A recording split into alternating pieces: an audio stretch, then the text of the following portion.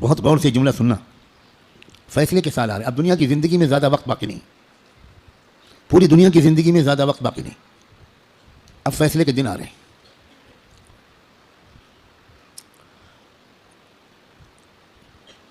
پہلے جیسا اب زمانہ نہیں ہے. ایک ایک دن جو گزر رہا ہے یہ فیصلے کے دن سے ہمیں قریب کر رہا ہے. اور فیصلے کے دن کی جو سب سے بڑی علامت ہے جب فیصلے کا دن قریب ہے وہ ہے فلسطین کے حالات. کیونکہ اب بہت بڑے بڑے واقعات ہوں گے. دجال کی آمد بھی بہت دور نہیں ہے, اور حضرت عیسیٰ کی آمد بھی بہت دور نہیں ہے, اور امام مہدی کی آمد بھی بہت دور نہیں. اب مسئلہ یہ ہے کہ اگر اب بھی ہم گناہوں کی زندگی میں لگے تو ہمیں اللہ دجال کے ساتھ کھڑا کر دے گا, توبہ کی توفیق بھی ہم سے چھین لے گا. حضرت امام مہدی کے دشمنوں کے لشکر میں ہم کھڑے ہوں گے. اب یہ دیکھو, یہ وہ وقت ہے, کچھ پتہ نہیں کس وقت اگلا قدم اٹھ جائے. جو نشانیاں اللہ کے رسول نے بتائی تھیں آخری فیصلہ کن دور کی بڑی تیزی کے ساتھ آ رہی. اس میں ایک نشانی یہ تھی کہ بہت بھیانک جنگ ہوگی یہودیوں کے درمیان اور اصلی ایمان والوں کے درمیان. اس لیے جو کچھ اس وقت غزہ اور فلسطین میں ہو رہا ہے اس سے ہر ایمان والے کا ایمان ہزاروں گنا ہر منٹ میں بڑھنا چاہیے, اس لیے کہ وہی ہو رہا ہے جو اللہ کے رسول بتا کر گئے تھے. جس وقت وہ آپ بتا رہے تھے اس وقت تو فلسطین میں کوئی مسلمان تھا ہی نہیں, اور آپ یہ بتا رہے ہیں کہ ایک بھیانک جنگ ہوگی, خطرناک جنگ ہوگی, یہودیوں اور ایمان والوں کے مابین ایک خطرناک جنگ ہوگی. آپ بتا رہے ہیں کہ ایک علاقہ ہوگا جہاں سچے پکے مومن جان دے رہے ہوں گے اور جان لے رہے ہوں گے, قربانیاں دے رہے ہوں گے. مسجد اقصیٰ کی حفاظت میں نوجوان جوک در جوک شہید ہو رہے ہوں گے.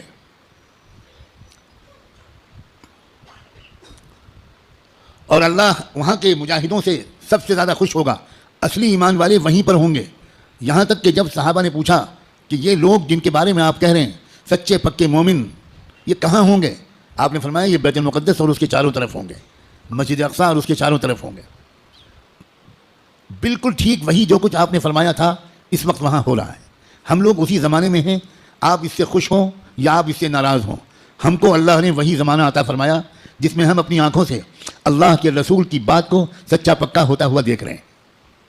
تو اس وقت وہاں جو ہو رہا ہے اس سے ہر لمحے ایمان کو بڑھنا چاہیے ہمارے. یہ ہمارا ایمان کی مضبوطی کی وجہ. لوگ الٹا سمجھ رہے ہیں یہ جو کچھ وہاں پر ہو رہا ہے اس سے خوف اس کے دل میں آ رہا ہے جو سمجھا ہوا نہیں ہے, ڈر وہ رہا ہے جو سمجھا ہوا نہیں ہے. لیکن جو سمجھا ہوا ہے قرآن و حدیث کو, اللہ کے رسول کی باتوں کو, وہ یہ کہہ رہا ہے کہ یہی تو وہ فرمایا تھا اللہ کے رسول نے, جو ہو رہا ہے وہی ہو رہا ہے جو اللہ کے رسول فرما کر گئے تھے. اس کا مطلب یہ ہے کہ آپ کی نبوت برحق ہے, آپ سچے رسول ہیں. آپ نے اس وقت یہ فرمایا تھا جب اس کے کوئی آثار نہیں تھے. اب آپ نے جو آئندہ کے بارے میں فرمایا تھا کہ جو ہوگا, جب وہ ہو رہا ہے اور پچھلے 6 مہینے سے ہو رہا ہے بلکہ پچھلے 75 سال سے ہو رہا ہے جو اللہ کے رسول بتا کر گئے تھے, تو اس کے بعد میں جو ہوگا اس مقابلے کا آخری انجام اس کے بارے میں اللہ کے رسول نے جو کچھ فرمایا وہ بھی یقیناً ہو کر رہے گا. اور وہ کیا ہوگا؟ وہ یہ ہوگا کہ اللہ کے کلمے کا بول بالا وہاں سے پھیلنا شروع ہو کر پورے عالم کی ہر کچی پکے گھر میں اللہ کا کلمہ داخل ہوگا. پوری زمین پر انصاف کا نظام قائم ہوگا, اللہ کا حکم چلے گا, باطل ٹوٹے گا, حق کا غلبہ ہوگا. ایمان والوں کو اللہ تعالیٰ عزت, حکومت, اقتدار, طاقت, غلبہ دیں گے, ان کی قربانیوں کے انعام کے طور پر ضرور دیں گے. اور پھر دجال کا قتل ہوگا, دجال سے چھٹکارا ملے گا. پوری دنیا میں لا يبقى بیت مدر ولا وبر الا وتدخل فيه کلمۃ الاسلام بعز عزیز او بذل ذلیل. اللہ کے رسول کی حدیث کے الفاظ ہیں کہ کوئی کچا پکا گھر یا کوئی خیمہ ایسا نہیں بچے گا جس میں اللہ کا کلمہ داخل نہ ہو جائے, طاقت کے بل پر یا قبول کر کے داخل ہو کر رہے گا. اس لیے لوگوں یہ بہت چوکنا رہ کر جینے والا زمانہ ہے. اگر اسی طرح غفلت میں رہے جس طرح اب تک جی رہے ہیں تو ہمیں خبر بھی نہیں ہوگی, اور اللہ کی طرف سے فیصلہ ہو چکا ہوگا کہ اس نالائق, فاسق, فاجر, خطاکار, گنہگار مسلمان کو میں دجال کا ساتھی بناؤں گا. یہ امام مہدی کا ساتھی نہیں بنے گا، یہ حق کا ساتھی نہیں بنے گا، یہ سچ اور انصاف کا ساتھی نہیں بنے گا، یہ مظلوموں کا خادم نہیں بنے گا، یہ ظالموں کا ایجنٹ بنے گا، یہ ظالموں کا مخبر بنے گا، یہ ظالموں کا دلال بنے گا، 4 پیسے کے لیے تھانے پہ جا کر مخبری کرے گا۔ یہ فیصلہ کسی لمحے ہم میں سے کسی کے بارے میں ہو سکتا ہے۔ یاد رکھنا، میں نے اللہ کی توفیق سے اپنی بساط کے مطابق بہت لمبی بات کو چند جملوں میں سمیٹ کر آپ کے سامنے رکھ دیا ہے۔ قسم کھا کے کہتا ہوں، اس میں ذرا بھی مبالغہ نہیں ہے، فیصلے کا دن قریب ہے۔ اب اگر گناہوں کی طرف واپس لوٹے، اب اگر پچھلی زندگی کی طرف واپس لوٹے، جن غلطیوں کو چھوڑنے کا فیصلہ کیا ہے، بار بار اللہ تعالیٰ سے عہد کیا ہے، بار بار رو رو کر انفرادی اور اجتماعی طور پر یہ ارادہ کیا ہے کہ اب گناہ کی طرف واپس نہیں جائیں گے، دوستو اب اگر واپس گئے تو پتہ نہیں پھر دوبارہ توبہ نصیب ہوگی کہ نہیں، کیونکہ یہ جو دن اب آ گیا زمانہ، اس زمانے کو پہچاننا علماء کا فرض ہے۔ علماء کی ذمہ داری ہے کہ وہ اس دور کو پہچانیں۔ پچھلے دور کی روایتی باتوں سے کام نہیں چلے گا، اب آپ کو اکابر علماء کے پاس رہنا پڑے گا، کچھ مہینے گزارنے پڑیں گے، تربیت لینی پڑے گی، ان کا اعتماد حاصل کرنا پڑے گا۔ جب اعتماد ہوگا تب وہ آپ کو خاص خاص باتیں بتائیں گے، تب وہ آپ کو اپنے سینے کا علم منتقل کریں گے، تب آپ کو وہ امانت سونپیں گے، آپ کو ایک ذمہ داری سونپیں گے کہ بھئی کس طرح امت کے عوام اور خواص کو، امت کے مردوں اور عورتوں کو، اور خاص طور پر امت کے نوجوانوں کو کس طرح سنبھالنا ہے۔ سب سے زیادہ بنیادی بات اس وقت مجھ کو اپنے سے بھی کہنی ہے اور آپ سے بھی، وہ ہے استقامت۔ اب جمنا ہے، کہو انشاءاللہ، اب تقوی پر جمنا ہے، اب اللہ کی اطاعت پر جمنا ہے، اب گناہوں سے دور رہنا ہے، اور جیسے کوئی غلطی ہو جائے سب کام چھوڑ کے اللہ سے معافی مانگنی، دیر نہیں کرنی، کیونکہ پل پل یہ خطرہ ہے۔ جو واقعی زمانے کے تقاضوں سے واقف لوگ ہیں، وہ ہر وقت ان کا دل اس وقت فلسطین کی طرف لگا رہتا ہے، اور اس لیے کہ وہ بار بار تازہ ترین وہاں کی خبریں جاننا چاہتے ہیں کہ کہیں دجال آ تو نہیں گیا، کہیں کوئی ایسا دعویٰ تو نہیں ہو گیا۔ یہ غفلت کے ساتھ زندگی کے دن نہیں ہیں، غفلت کے ساتھ گزارنے والے دن نہیں ہیں، یہ بہت ہوشیاری کے دن ہیں۔ اور یہ بھی یاد رکھنا، الٹے سیدھے مقرروں اور مولویوں، الٹے سیدھے جو اپنے آپ کو عالم کہتے ہیں اور ہیں وہ جاہل، ان کی باتوں کے چکر میں مت آنا۔ وہ طرح طرح کی باتیں تم کو بتا کر تم کو غلط راستے پر لے جائیں گے۔ جو سچے پکے اکابرین ہیں، بڑے بڑے بزرگوں کی صحبت یافتہ، قرآن مجید کے مفسر، قرآن کو گہرائی سے سمجھنے والے، اللہ کے رسول کی منشا کو سمجھنے والے، پوری زندگی کے 24 گھنٹے اللہ کے دین کی خدمت میں گزارنے والے، جن پر وقت کے سارے بزرگوں نے اعتماد کا اظہار کیا، ان کی بات ماننا ہے۔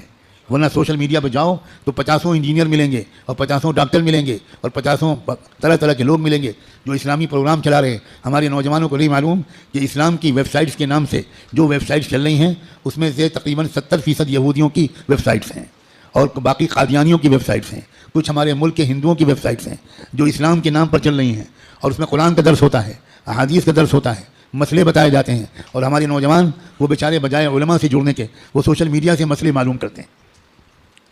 ابھی مجھ سے چند دن پہلے یہیں کسی نوجوان نے پوچھا کہ ہمیں بعض مسئلے معلوم کرنے پڑتے ہیں تو ہم سوشل میڈیا پر جاتے ہیں، وہاں پریشان یہ ہوتے ہیں کہ الگ الگ سائٹ سے الگ الگ جواب ملتے ہیں۔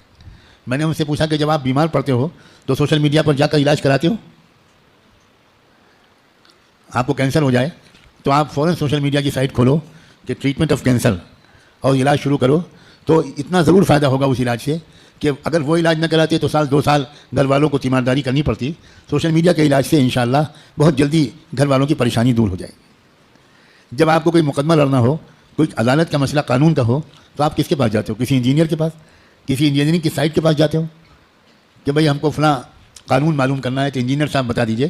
تو انجینئر صاحب اگر آپ کے خالہ بھائی ہیں تو وہ آپ کو مسئلہ بتانے کے بجائے یا مشورہ دینے کے بجائے اپنے چپراسی سے کہیں گے ان کو بائک پہ بٹھاؤ اور دماغ کے ڈاکٹر کے پاس لے جاؤ، اور دیر نہ کرو، جلدی کرو جلدی۔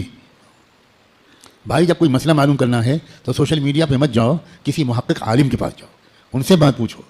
اس لیے موجودہ زمانہ کیا ہے، یہ دور فتن کیا ہے، کس کس ترتیب سے فتنے آنے والے ہیں، کیا ہونے والا ہے، دنیا بھر کے حالات کیا علامتیں دکھا رہے ہیں، کیا آثار ظاہر ہو رہے ہیں، بر صغیر ہند و پاک میں کیا تبدیلیاں ہو رہی ہیں، سرزمین فلسطین میں کیا حادثے رونما ہو رہے ہیں، عالم عرب میں کیسے مشرک لوگوں کا قبضہ ہو گیا ہے۔ عرب حکومتیں اس وقت مندروں کا افتتاح اپنے عرب ملکوں میں کرا رہی ہیں، مندروں میں بیٹھ کر افطار پارٹیاں ہو رہی ہیں، عرب حکام کس طرح اس وقت مشرکانہ نعرے بلند کر رہے ہیں۔ یہ سب آخری زمانے کی علامتیں ہیں۔ اللہ کے رسول یہ تک فرما گئے تھے کہ قیامت اس وقت تک قائم نہیں ہو سکتی جب تک جزیرے عرب میں بت پرستی پھر سے نہ شروع ہو جائے۔ اب دنیا حیران ہے کہ ابوظبی میں مندر کیسے بن گیا، اور اس سارے عرب حکومتوں حکام کو کیا ہو رہا ہے۔ دنیا حیران ہے کہ سعودی عرب کے شہزادہ محمد ابن سلمان اس قدر کافرانہ، فاسقانہ، گمراہانہ عقائد اور اعمال میں کیسے پھنس گیا. دنیا اس لیے حیران ہے کہ دنیا کو نہیں خبر تھی کہ یہ سب بتا چکے ہیں محمد الرسول اللہ صلی اللہ علیہ وآلہ وسلم. یاد رکھنا بھارت کے مسلمانوں، ہم محمد ابن سلمان پر ایمان نہیں لائے ہیں، ہم محمد ابن عبداللہ صلی اللہ علیہ وآلہ وسلم پر ایمان لائیں. ہمارا کسی حکومت سے کوئی تعلق نہیں. اے سعودی حکومت کے گمراہ بادشاہوں، اے دبئی اور ابوظبی کے گمراہ حکمرانوں، ہمارا تم سے کوئی تعلق نہیں. ہمارا تعلق محمد مصطفیٰ احمد مجتبیٰ سے ہے، ہمارا تعلق قرآن سے ہے، ہمارا تعلق حدیث سے ہے، ہمارا تعلق حرم شریف کے جدید ہوٹلوں سے نہیں ہے، ہمارا تعلق مکے اور مدینے کے ان یادوں سے ہے، ان واقعات سے ہے جن کا سلسلہ شروع ہوا تھا محمد الرسول اللہ کی پیدائش سے، اور اس کے بعد نبوت سے، اور اس کے بعد ہجرت سے، بعثت سے، ہجرت سے، اور پھر اس کے بعد بدر سے، احد سے، حنین سے، احزاب سے، قادسیہ سے، یرموک سے. ہمارا تعلق ابوبکر صدیق سے ہے. ہمارا تعلق تم سعودی بادشاہوں سے اور حکمرانوں سے نہیں ہو. بھارت کے حکمران کسی عرب حکومت کے نمائندے نہیں ہیں. بھارت کے عوام مسلمان کسی بھی عرب حکمراں کے نمائندے نہیں ہیں. بھارت کے مسلمان غلام ہیں محمد الرسول اللہ. ہمارا رشتہ سیدھا ان سے ہے. ہم تمہارے محتاج بالکل نہیں ہیں، قطعاً نہیں ہیں. تم غلط کرو گے تو ہم غلط کہیں گے. ہمیں اس بات کا کوئی اندیشہ نہیں ہے کہ تم ہمارا ویزا بند کر دو گے، تم ہماری حاضری اس جگہ بند کر دو گے. سب کچھ اللہ کے ہاتھ میں ہے. ہمارا تعلق ایمان سے، قرآن سے. اپنے بزرگوں سے مضبوط ہونا چاہیے. بار بار کہہ رہا ہوں، کتابوں کا مطالعہ بڑھنا چاہیے. مجھے تم سے سخت شکایت ہے، اور میں اللہ